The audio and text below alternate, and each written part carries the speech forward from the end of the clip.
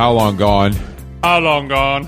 DJ Chris Black here with them jeans. Them jeans. How's it going over there, big dog? It's feeling kind of serene and moody today, actually. Oh, that's how I describe you when people ask me what's he really like.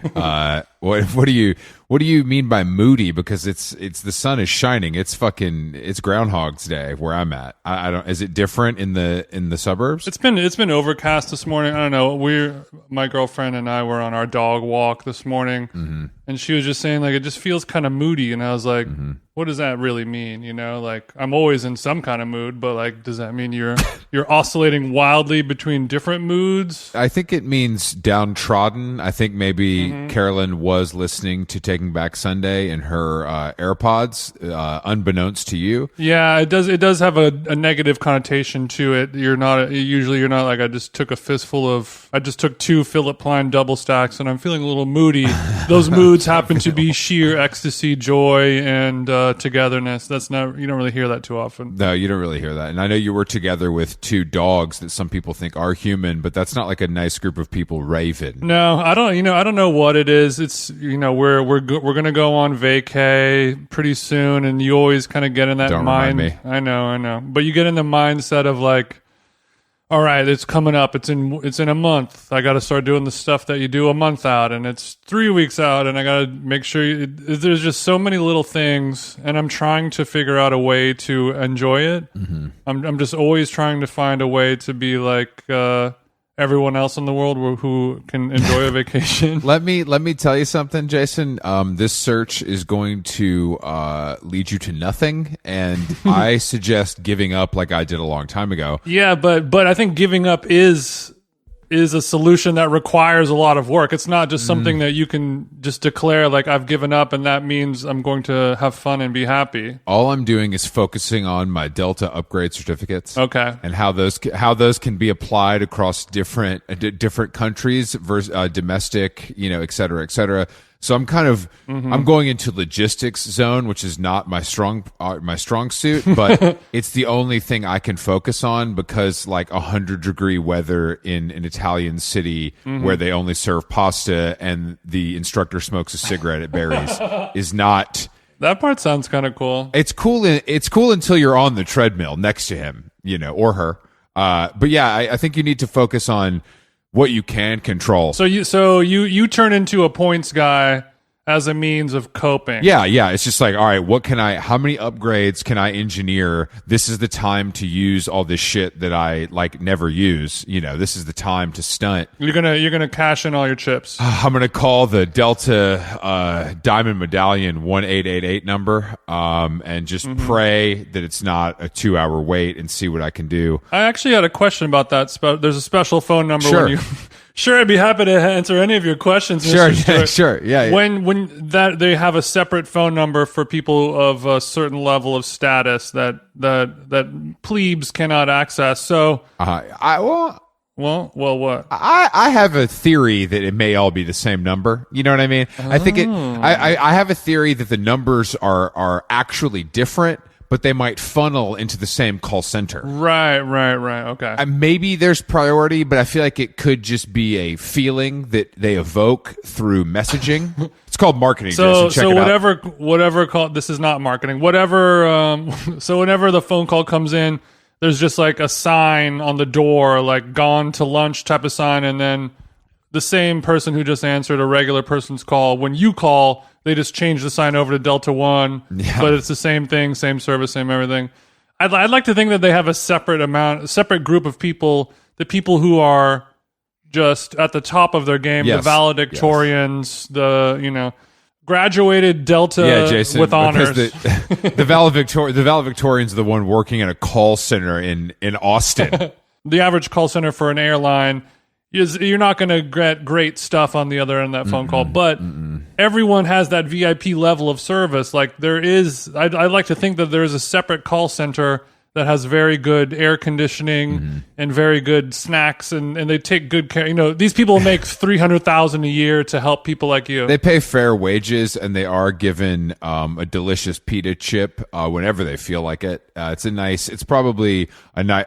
a nice working environment. They do get a parking spot, which is pretty nice. Stuff like that. You know, if I'm, let's say I'm Pharrell and I'm having trouble out of Dulles, I feel like I should be, if I'm the CEO of Delta, I want Pharrell to talk to not just any old person. I want to make sure that they're routed to a winner. Yeah, I think Pharrell has figured it out, and I think the person he talks Don't to say private. is the pilot. Pharrell has not flown on a regular plane in 10 years minimum, is my guess.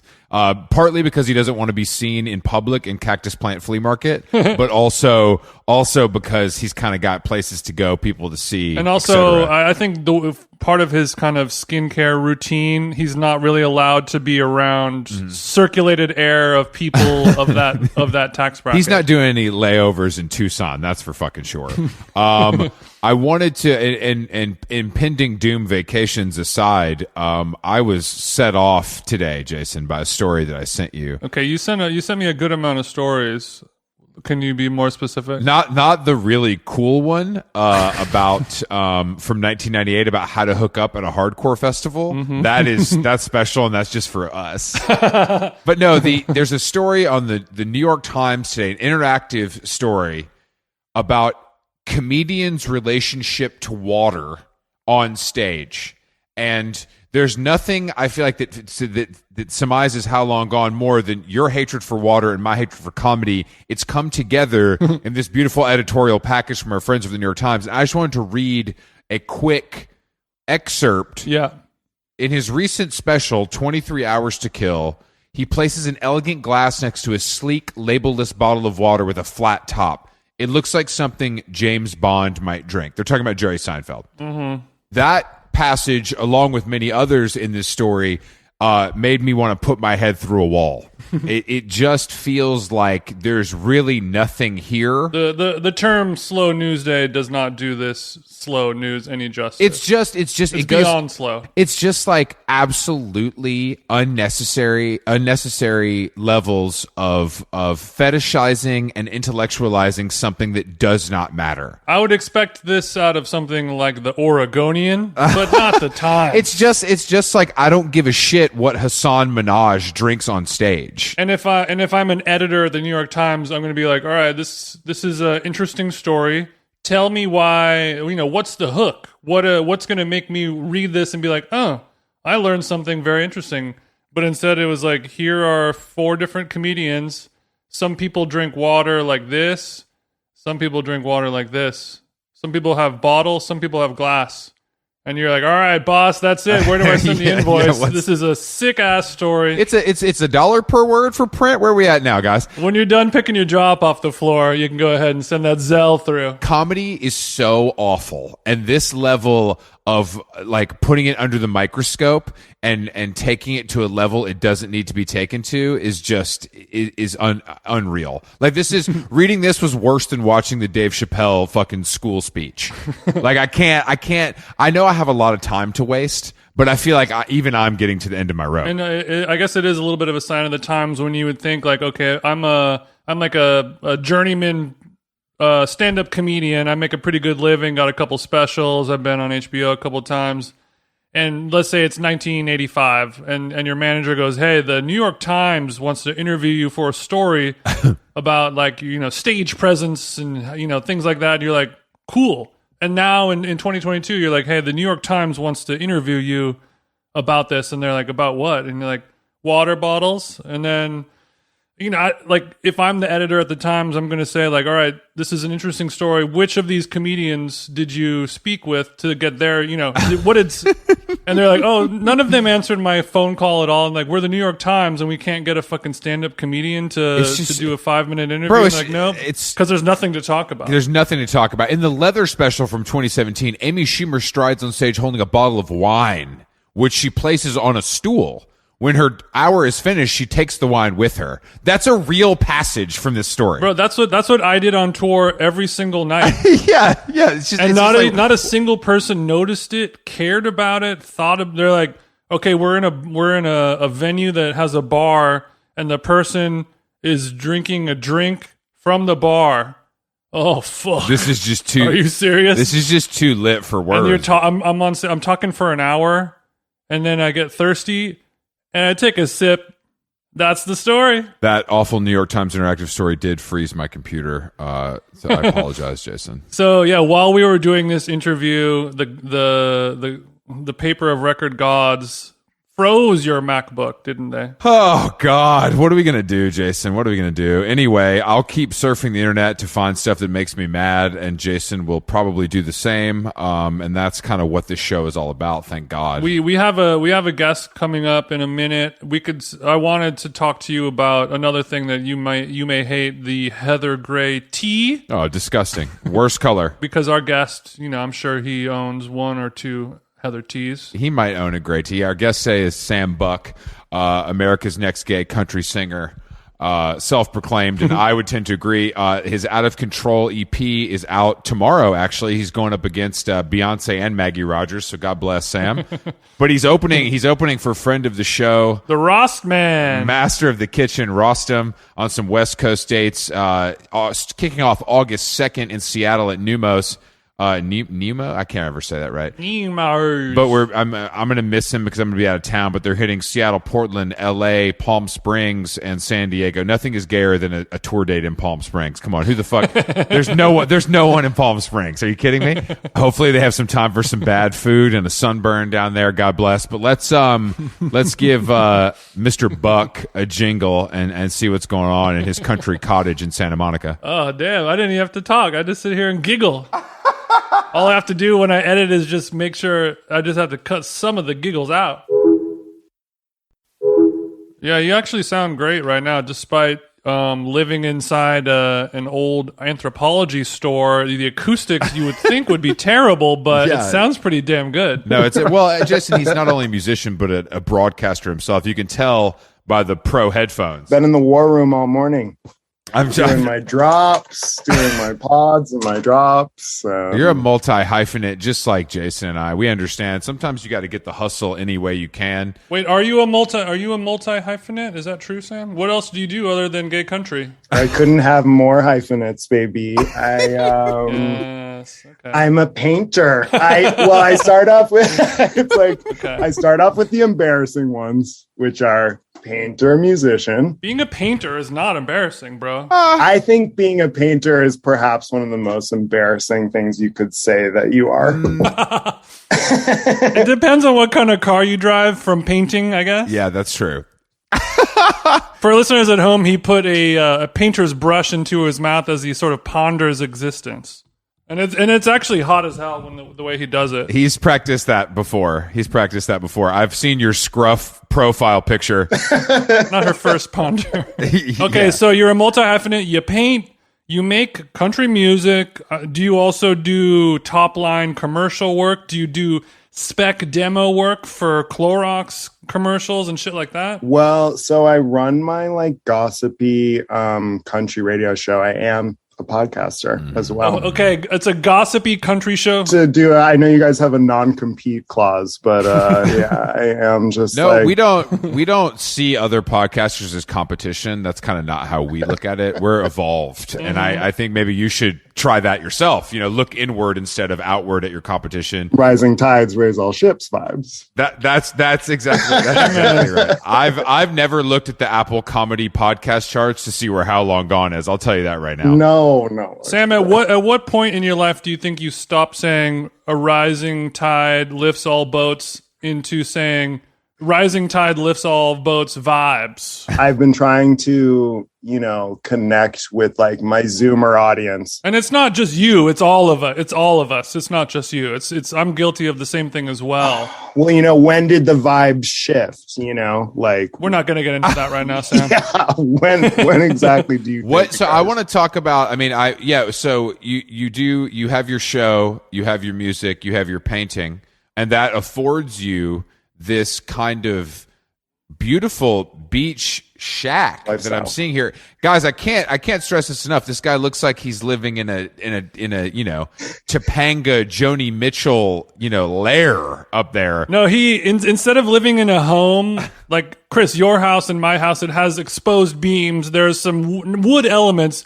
Sam lives inside of it. His whole house is an exposed beam. That's right. He lives inside of an exposed beam. The way that, like, when I go into a normal apartment, I walk in the door and I say, "You have a floor? Hey, you have a door?" Okay. Okay, so the charm is there, but you're missing maybe some integral elements. There are pros and cons. Yeah, notice there's no noticeable bathroom in the joint. So where's that? I'd like to know the difference between a bathroom and a noticeable bathroom. I mean, Because I'm sure Pharrell has 12 bathrooms in his house that you can't even see. well, a bathroom can be anything if you really think about it.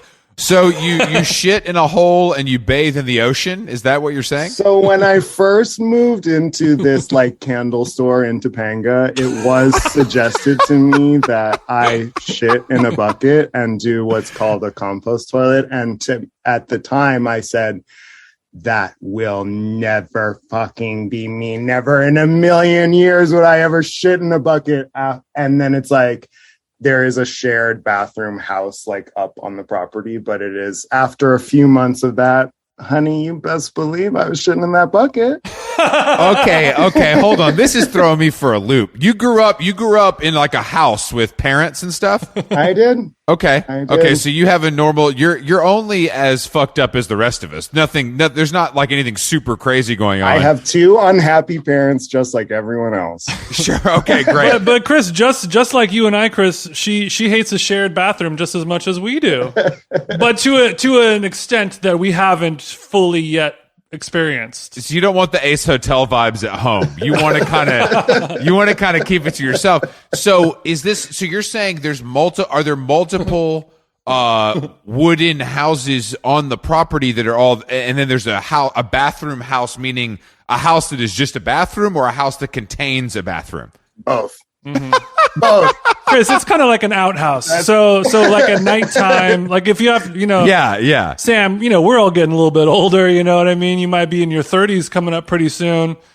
At 3 a.m, 4 a.m, you have to go use the bathroom. So you'll have to light a candle and sort of walk down a path holding a rope to guide yourself to the outhouse at night. Yes, and there is a way. When I first moved in here, it was like, I had the same reaction that everyone else had, which is, what is this magical place? And then I found out that this house is actually like it is a viral like lifestyle home. It often goes, old pictures of it are often going viral on just like open roads, Instagram, like wild horizons. Like, so this is a wanderlust property, is what you're saying. This is like at wanderlust.com. Okay. And it's like, okay. Normies need not apply. Yeah. And it's not without its charms, for sure. I mean, I've lived here almost 2 years. Of course. However, now for something switched in me where I started to become ashamed of living here, because it's like a dorm in the woods, essentially, where it's just like, it is a dorm in the woods where it's just like, and I share the bathroom with just like Steve. Some other, yeah. I would like to go through the neighbors and kind of what other people are attracted to this sort of over there living. in Camp Onawano. I want to know what else is going on, because like summer camp is fun, but not. Yeah, it's over in 2 weeks usually, unless you're Jewish. Then it's 6 months. It's a pretty morose squad, to be honest. My squad is morose. Okay. So you're saying I'm gonna let me just guess a couple archetypes. Mostly keep to themselves, I'd say. There's got to be one leathery graying man who's been there since the beginning. Unfortunately, he passed. Okay, R.I.P. to him. R.I.P. to leathery daddy. The monkeypox took him. Yeah. Cliff died from the first known case of monkeypox. Cliff got, and then, but is there a kind of young, sexy van life couple that have taken van life too far?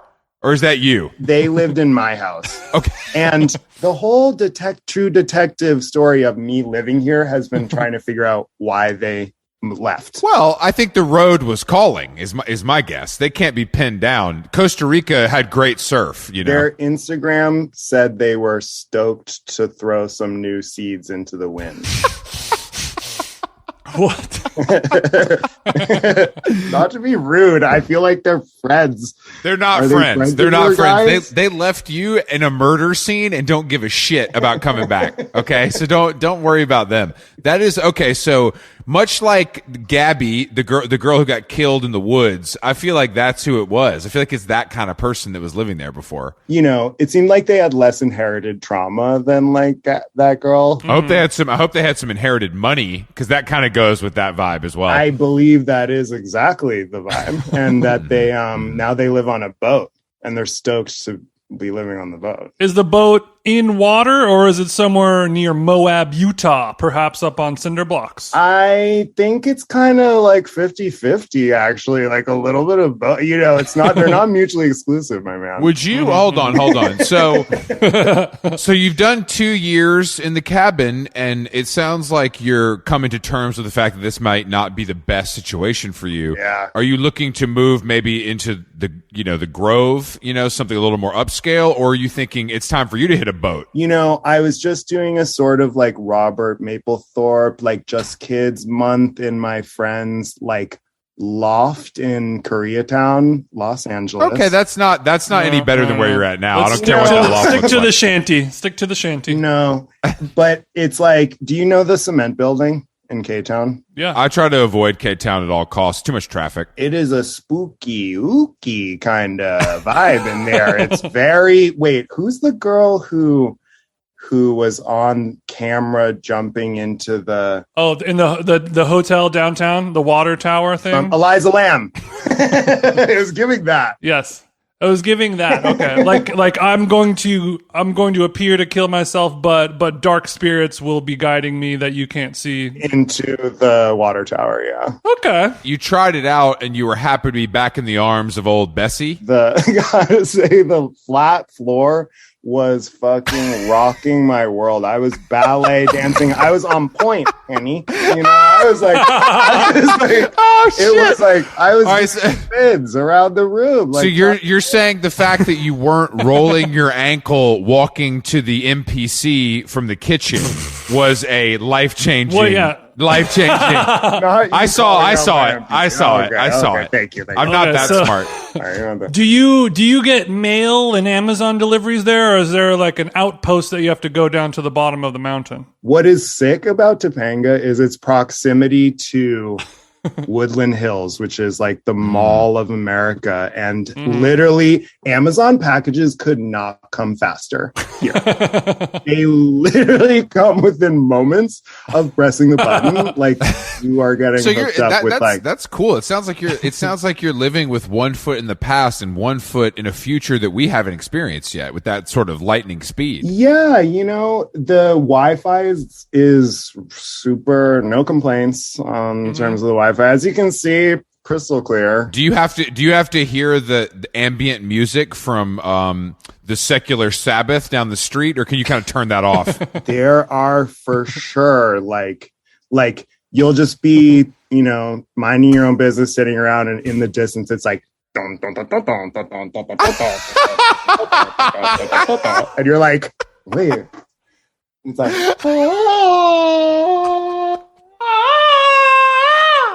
literally. So you're in the crib on the love seat. You're watching 30 Rock season 4. You look out the window. There's a guy with a big gong. He's wearing just a loincloth, like smashing it at sundown. The culture up here could not be more toxic. Like, if the land is not cursed by an ancient curse, like it should be. I've only been to Topanga truly one time, and it was to do an underwater workout with former Navy SEALs at a guy who made $50 million on a startup at his house that had a Buddha statue. You know what I mean? Oh, of course. And that to me, I was like, this is what this is. My ears popped driving down. I'm like, I never need to come back here again. It took me 45 minutes from West Hollywood. It's giving solid gold Buddhas up here. It's like, wait, were you in like a tank where you were where water was pushing against you and you were running against the water? No, I was underwater with 50-pound dumbbells and running in circles in the deep end. It's one of the weirdest things I've ever done. It was actually really gratifying, and I felt great afterwards. But the vibe was white guy cult. And did you make friendships that lasted a lifetime? I actually mentioned that a guy, I mentioned that the owner of the house did cocaine, like in passing in the story I wrote, and he did DM me to let me know that there could be legal action if that wasn't removed. And I'm like, bro, No way. I'm like, bro, you made $50 million and you got a gold Buddha. You do cocaine. It's fine. Everybody knows. Everybody knows that you do cocaine. It's cool. You don't have to work again. What do you care? Your parents are going to see It's it? actually not cocaine that he's doing. It's like 2C. Yes, definitely. It's a bunch of letters and numbers. It's a bunch of letters and numbers together.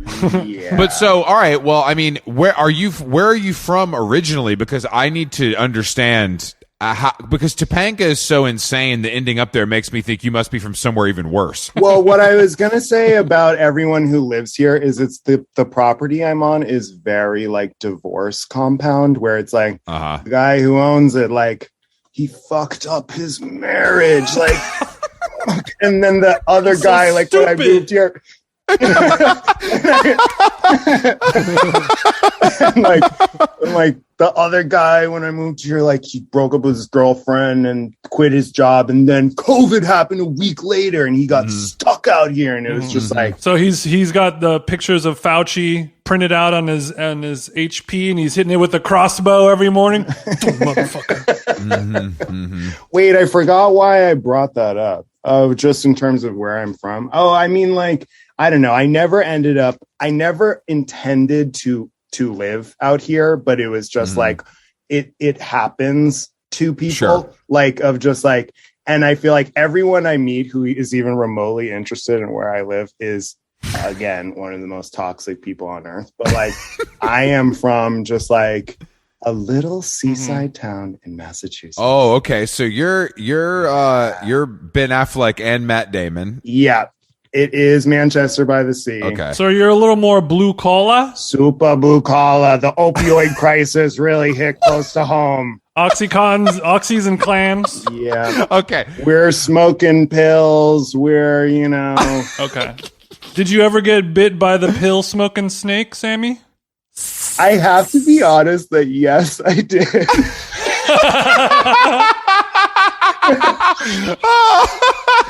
Okay, the reason I brought it up.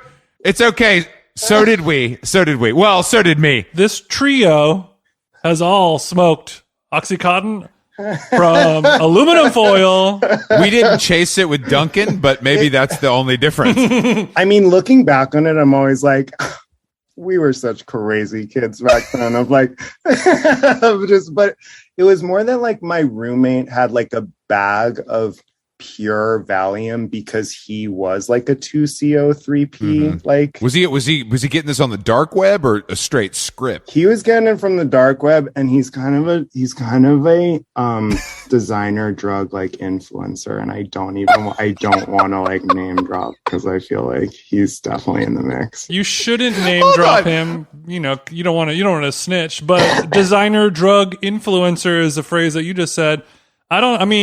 I was mentioning I've never heard Philip that. Klein double stacks on our intro, but that's a little different than what I think you're talking about. So you mean he's kind of a thought leader in the designer drug community? I would say exactly that. And it was very like, our fridge was full of just like 2CB, like pure Viagra, like pure Valium, like all this random stuff. This guy sounds hot.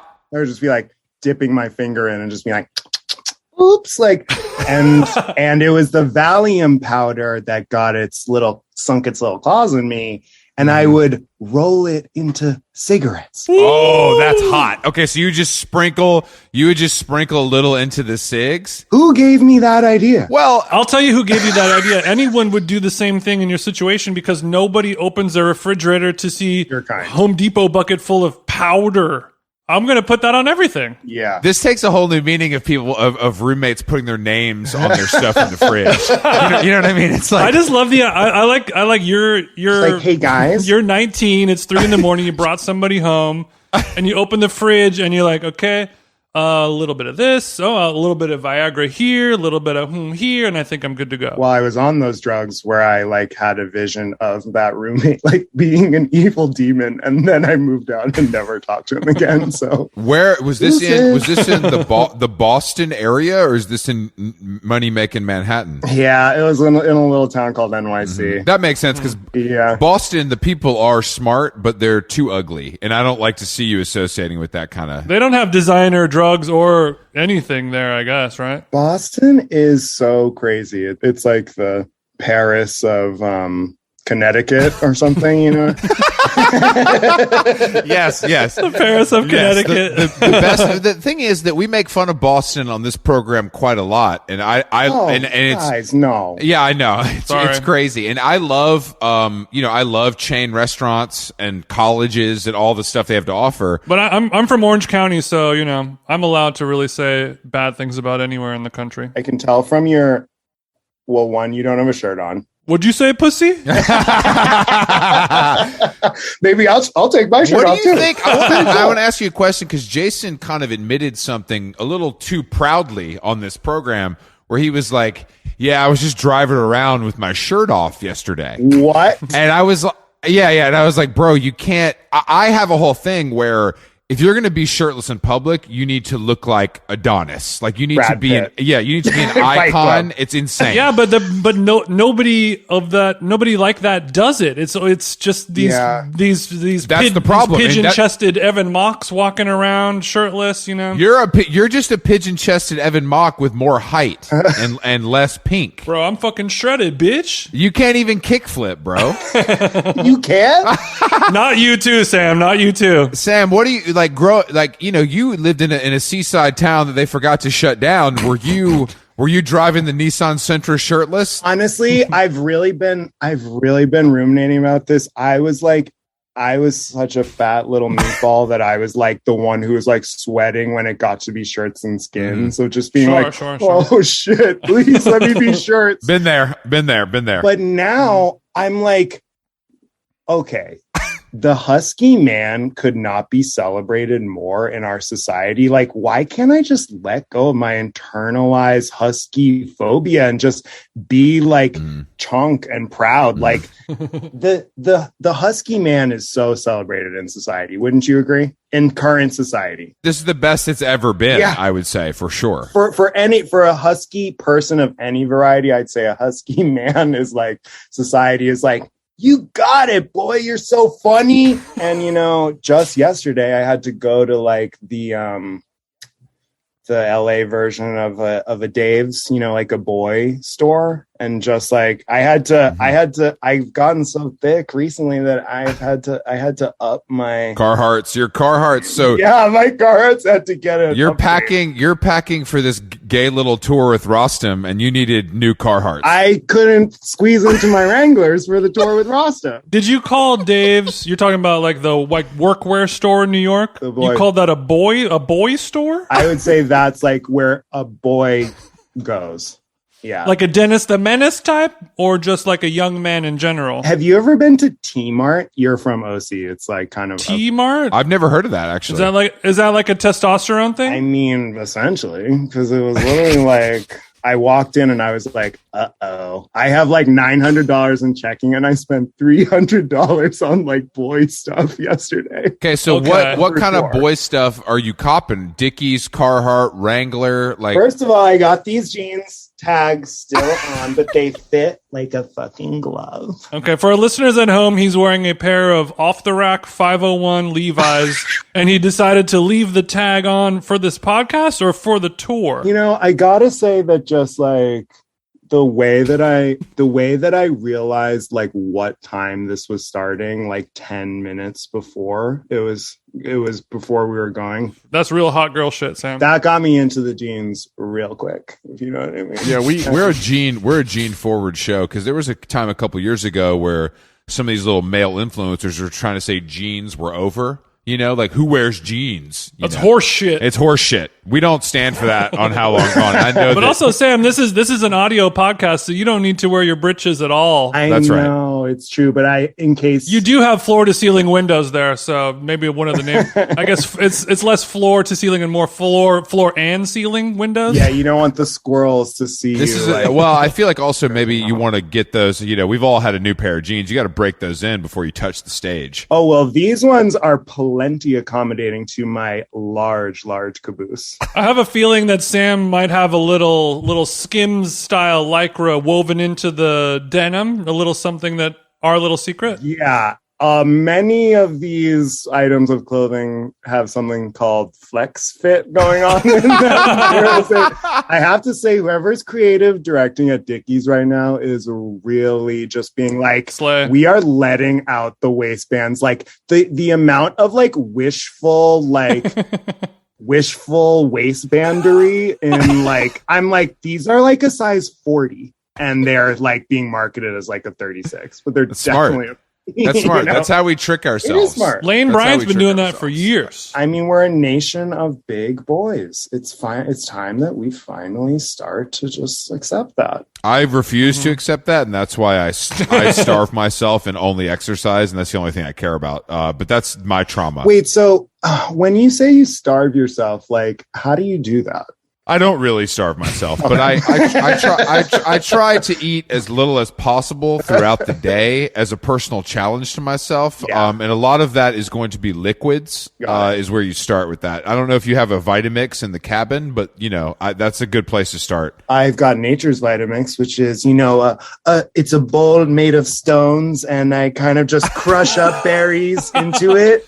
And then the juice trickles down into a little cup. Okay. So you're so old school that you're making smoothies with a mortar and pestle, is what you're saying. He walks down the hill. Okay. He goes to Erewhon, gets his Harry's berries, brings them back up, and he's smashing those things with 2 rocks. I like that. And you just take off your shoes and you start stamping away. Are you a wine guy? Are you making your own wine? Are you having it delivered? What is your kind of natural grape intake? Hell no. I think wine is disgusting. Hell yeah. This is cool because we have a prediction here. Wine's out. Wine is over. I agree.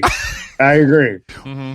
And I'm kind of a wine wife, which is that like my husbands are frequently away at war in the battlefield of wine and on the the battle of Pet Nat. Okay, so you're saying some of the fellas that you might be courting haven't locked into the fact that wine is over yet, and they're spending quite a lot of money on the pet nats, and you have to deal with the aftermath. It's a long donkey ride down to El Prado, is what you're saying. Literally, you don't even know.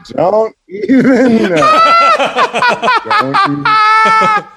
Are you able to rustle up a couple fellers down at El Prado? I may or may not have a feller or two literally working at El Prado. I thought it was just to have sex with like 21-year-old chicks who drive Range Rovers. The teens here are so cool. Like going down to like CVS, and it's like all these like insanely aggro boys with like, I don't know how to describe this that makes them sound cool. They're only in just like sweat shorts and like sneakers, but they look so expensive, everything about them. And the girls are just in sweatpants, but like they're rolled over so many times that like their pussies are like coming out and like they're all just like they're so cool that I literally like cower and No, I know what you mean. Yeah. I think there's like some weird psychological thing that like brings you back to the way you were when you were in high school, and you would see these people like the rich girls and the rich guys just they couldn't be more casual looking, but every little bit of casual, it's like an uncanny valley of wife beaters. Do you guys know that I went to high school with Lily Murata? No, but that tracks. That's like the connection. So was she wearing her Dickies with the waistband rolled down in high school, and now things have changed up a little bit? I mean, I can show you some pics. Me and Lily were the most retro butch lesbians like you've ever seen in your life. What era retro are we talking about? I was with a full pompadour briefcase as a backpack. Oh God. Vest. Chunky shoes with like a flame belt. Okay. Oh, man. Lily was like a hot girl with like tiny tees and like low-rise jeans and like Converse and a big bouffant. That was like Lily like invented the sort of retro hair Right. loaf. And no one was allowed to have sex with her unless they got through you first. And no one ever did. No one ever no one was ever good enough for my girl. You did your damn job, Sam. Yeah.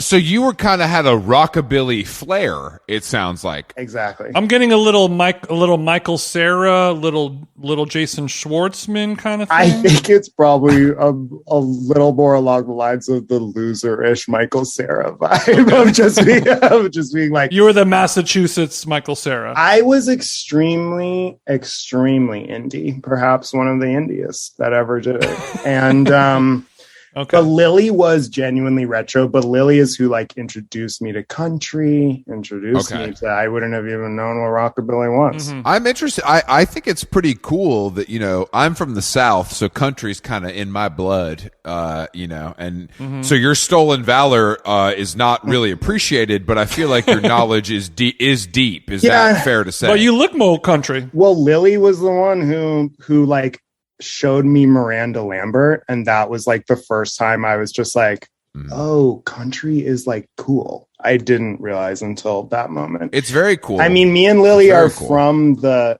ground zero of like anything but rap and country. That's like Massachusetts. Like that was like, wait, being from the South, do you even know what I'm talking about? How people used to say that they listen to anything but rap and country? Anything but, yeah, of course. That was like that was a big thing. Yeah. Yeah, anything but rap and country. Now that I think back, it feels classist to me. I'm just like, what other genres are there? That's a great point. Pop. Non-threatening rock and roll. But so you're saying Miranda Lambert turned you out? It wasn't Conway Twitty. It wasn't, it wasn't some old school shit. Miranda was your Waylon. Yeah. Miranda was my first Waylon. And it was, I mean, when you say Conway Twitty, it was like that too. I didn't grow up with country at all. I'm like a complete poser. I learn as I go, kind of, but I'm like, my radio show is basically me doing like takedowns. I'll do my like tributes. I actually wanted to ask you guys, because I was listening to the Leah Finnegan app. Okay, we're going back. Just doing a little research. Yeah. I'm flattered. At the beginning of that episode, you guys said something about Kacey Musgraves torpedoing her career, but then you didn't elaborate. And then sophomore. Well, it's not sophomore, but worst follow up to a hit maybe of all time. I mean, it's so bad. But redeemed herself with the Elvis soundtrack of her doing the I Can't Help Falling in Love with You. Oh, I didn't hear that. I haven't heard that either. It's on the end of our John early episode. We saw Kacey Musgraves in concert together. Like Jason and I and our other friend Yayo. Like we really cared. Like I've listened to that countless times. I rinsed it. Also, it is nice to be the only straight guy at the Hollywood Bowl. Just like shooting fish in a barrel. Bingo. Right? We borrowed some pink light up cowboy hats from some gals next to us, and they didn't really think it was funny. Talk about stolen valor. The 100%. Don't come for Kappa 5, please. But Kacey had the sauce. But luckily for me, I've discovered, and I've talked about this on the show many times and told Jason this, the new Maren Morris album is what Kacey should have made. Me and Lily actually reviewed the new Maren Morris album on my radio show. Put your M's up. I gave it a C+, I think that, all right, bitch. All right. Well, you're on How Long Gone now. It's an A+ on this show. So Sam, I agree with you. I only heard one song about how she likes to fuck tall guys, which is wow, who doesn't? And I was like, it's a C+. It's a C+. I mean, and I also did a full episode investigation on Kacey Musgraves and Maren Morris actually hate each other. Of course they do. But they used to. Maren got her start in country crashing on Kacey's couch in Nashville. They're both from Texas. It's like, this is a classic tale. This is a classic tale. It's like if you and Lily broke up, if you and Lily started having beef, you know what I mean? Because of podcast stuff or something. I mean, look, it's like maybe we already did. We're just keeping up appearances, Of course. You're ice cold, I'm Sam. surprised at I think Maren Morris, I think that record is unbelievable. I think it's so good. To me, it's like the song Humble Quest. It's like a song about trying to be humble. Yeah. Well, you try being famous, and luckily Maren Morris isn't that hot, so I feel like that keeps her humble. I mean, her whole thing. Quest done. Her and Kacey have gotten like filled up. They are stuffed. Yeah, Kacey like looks Christmas like a damn hams. balloon. Yeah. Yeah, no, 100%. They are. Maren Morris is presenting as full Cholita now. Like, No, you're right. I saw Paparazzi picture yesterday, and I was like, who is this? she's trying it. Yeah. Also, like, my whole show is basically me just shooting myself in the foot as to like never having an actual career in Nashville ever, because I'm just being like, Kacey Musgraves is filled like a. Anyways, she's like.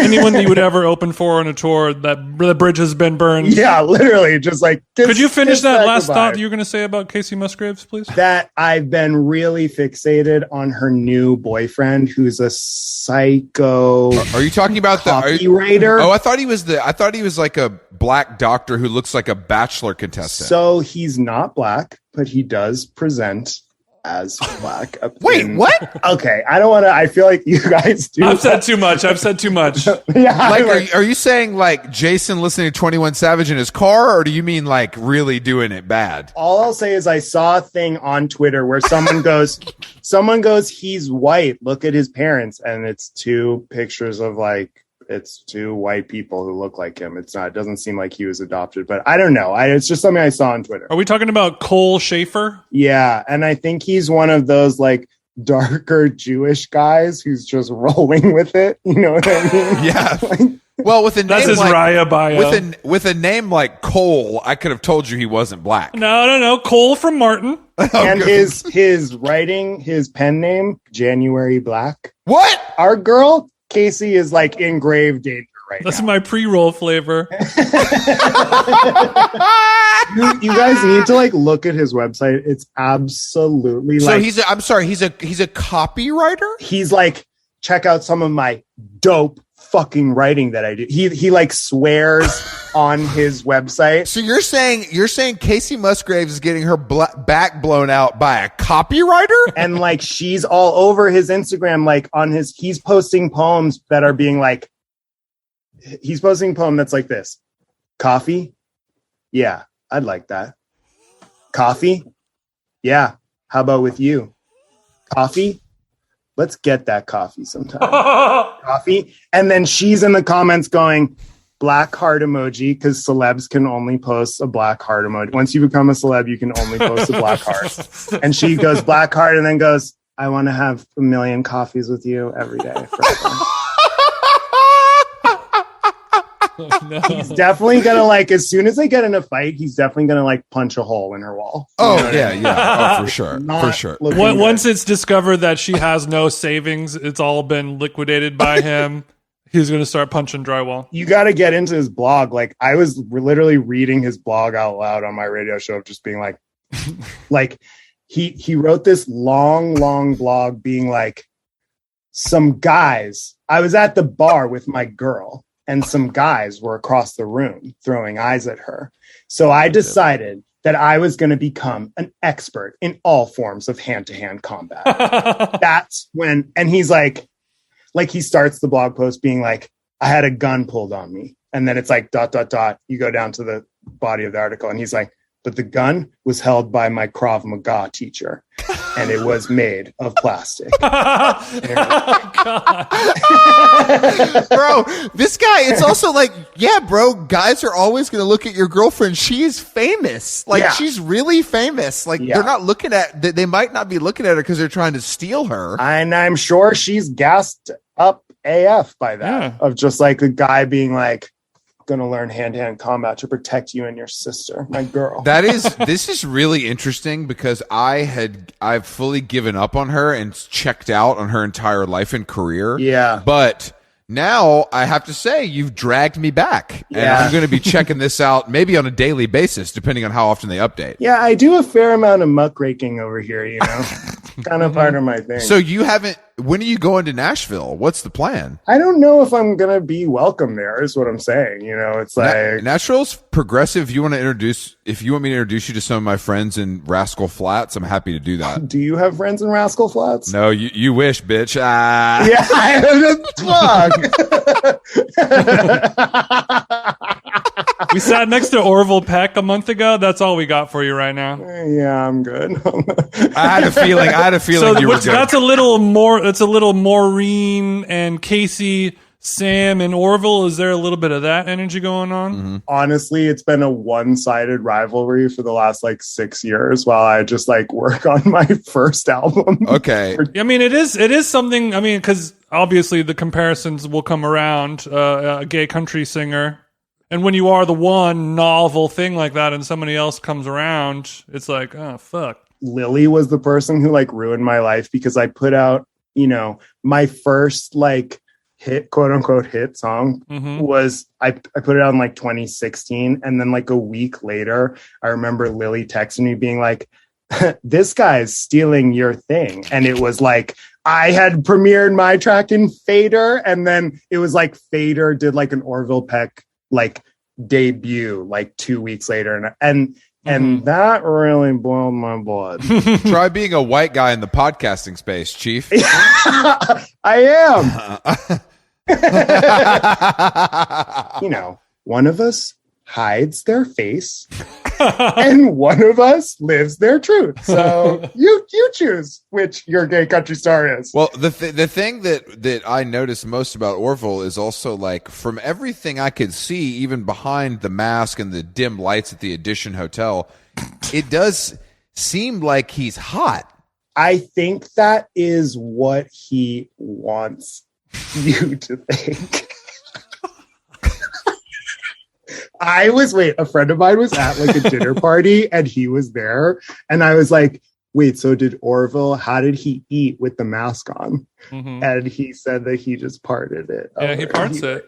He parted it. Like a guy with a big old beard might do before he puts a slice of Little Caesars down there. And you think the little strings get all ketchup on them and stuff by the end of the night? In my horsey sauce. I'm sure that the dry cleaning bill for the strings is high, but it does. You can't put a price Sam, on do you ever feel like it would be nice to have something to kind of toss behind your shoulder, like a long ponytail, like Ariana Grande style? He can do that whenever he wants. Well, Crystal Gale, who's she was kind of the queen of soft rock country, and she's also Loretta Lynn's little sister. Okay. I'm not familiar actually. So, but you're the songs. Don't make my brown eyes blue. I feel like your auntie was probably cooking up some sweet tea and listening to Crystal Gale when you were just a little young. But it's tough being Crystal Gale because your sister is a gigantic legend. And so, how did she stand out? She had floor length hair, which I'm just there are such good pictures of her. And she talks about how her hair weighed so much that it would hurt her head, but she couldn't. Yeah, I'm looking at it right now. That was her thing. And she looked bad as hell too back then. She did really Jason said, cool put that shit in a pony and come on over here. Jason said, I ain't afraid. We can do a little trim. The hair really is down to the floor. It's probably 6 inches off the ground. It's crazy. And I would also argue that living your life behind a fringe mask where you go to dinner with the fringe mask on, that also sounds a little unmanageable to me. I 1000% agree. At a certain point, I would be I'm fucking hot. Yeah. It's 1,000 degrees in here. I'm taking off the fucking mask. You should get. Well, I appreciate your kind of down home approach. There's no bells and whistles here. It's just songs. Just 3 chords and the truth. It's Actually, Sam, I was reading a tweet from our other mutual friend Stephen Phillips Horst. He was gassing me the F up. He wrote a nice little blurb about you, but one thing said, a Carhartt gay who can play guitar and drive. Well, that was kind of my thing. Is I was sort of the one. I actually got a DUI driving Lily and Steven home one time. So I'm kind of the driving bitch of the friend group. Well, you were. I was. I'm still like pretending to be the guys who like called me a fag in the Walmart parking lot when I was like 12, you know. So that's still it's all just costumery, you know. Costumery. Speaking of the phrase Carhartt Gay. Yeah. It's like a thing that's so vague, but you know exactly what it is. Yeah. Or is it an actual community of people? I know a lot of different levels of Carhartt Gay. Big time. A lot of like hot fashion gays just wear Carhartts and a tee because they're hot and rich and they hang out with celebrities. No, and I will say that me and my friends have been doing this for years, and I will say that I think we were among the first people to disingenuinely wear this steel Carhartt Valor. And it's like, no, now you have to be so nuanced about it, where it's like I'm looking at my Carhartts being like, well, I can't wear this because it says Carhartt. So now I have to go deeper into the mask to the boy store. You know, let me give you a little secret. Debadge all your clothing. Yeah, I got to debadge everything. Debadge? Take the Carhartt tag off. Take all the tags off your clothing. Okay, that's when masculinity like circles back around to like femininity, of just taking the care to be like, I'm deep. Sam, you think I do it myself? I take it to my tailor like a real man. Come on now. Jesus Christ. Don't call me feminine. I take my hoodies to the tailor. Thank you very much. My Patagonia shorts are debadged by a guy named Mr. Kim. Wait, okay? Actually, I really do want to debadge my Patagonia shorts because you can't fucking wear them with the badge on there. You could say the same thing about a Carhartt shirt as well, Sam. Everyone's going to think I have monkeypox if they see me in those shorts. I hope you got your vaccine before this tour, because I know San Francisco is a big market for you. You know what's crazy is that San Francisco, literally, there are no gay people even there. It's like, I'll be there. I have a friend who has a house in the Castro, and I'm always like I've always been like in her basement, like looking on Grindr, just being like, you just hear crickets. No, it's like worse than Boston. It's like, you know, I'm in the Castro just being like, hello. And it's like one 65-year-old guy being like, if you're free next Tuesday night, I'll be done with dinner at 4, and then maybe we can link up then. Like, I guess you got to go to Oakland, but you know, nobody cool or interesting or artistic or cultured can live in San Francisco anymore unless you're old. All the big tech gays are like have advanced fleshlights that are just like sucking the cum out of their bodies, like with their like little like Japanese like prostate toys, you know. They haven't allowed themselves the freedom to go on Grindr and have sex with a human being. They don't need to. Do you think maybe they have? Is there like a Raya Grindr thing, like a higher level members only Grindr? You know, I never made it past just base level Grindr. I don't think so, Jason. I think the girl. idea is that it's so transactional that it doesn't need to be high level. Tell me more, Chris. Tell me more. I'm guessing that. Yeah. Based on what I've heard from gay fellas in my orbit. You've been asking them about it. Okay, close. Doing a little research. It's all good. Yeah, just doing a little research, because then once I heard there's nothing wrong with that. Once I heard about Scruff, I was like, damn, Scruff sounds sick. You send a picture of your dick behind a bush and somebody comes and sucks it. Wait, have you guys heard of Sniffies? Bro, that's what my girlfriend calls cocaine. What? Really? No. But it would fit. Yeah. If I told her that, she'd be like, yeah, I'd say that. People should call coke Sniffies, but Sniffies is like the most depraved gay sex app, where it's literally, so you look at it on a browser in your phone. It's like not like available as an app. No app. And it's just a map. It's a map of dicks. It's just, people don't even put their face on it. It's just dicks. So it's just a map, and you literally see like exactly where people are, and it's like, it's incredibly depraved. And so dick only, and then you could zoom in on what I assume is a blueprint of someone's home, and you can see that they're in the third guest bathroom right now. Literally, it's very just like, I mean, I don't have a door, you know what I mean? I'm like to be on Sniffies is really risky. So you only hit Sniffies when you're at the Four Seasons in Edmonton. Yeah, you know, it's a place to see and be seen, basically. Okay, and is there a reason why it's called Sniffies? Is there anything involving smell? people have implied that they know why it's called Sniffies, but it's one of those things where I have never like been in the proximity of that. People have implied that they know why it's called. I'll let our listeners chime in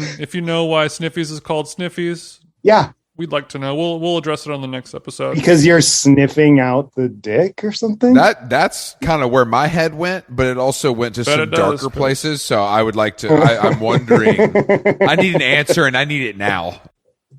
You're like, it smells like dick. Chris gets a little testy if he hasn't had his dick smell, you know? What is the line?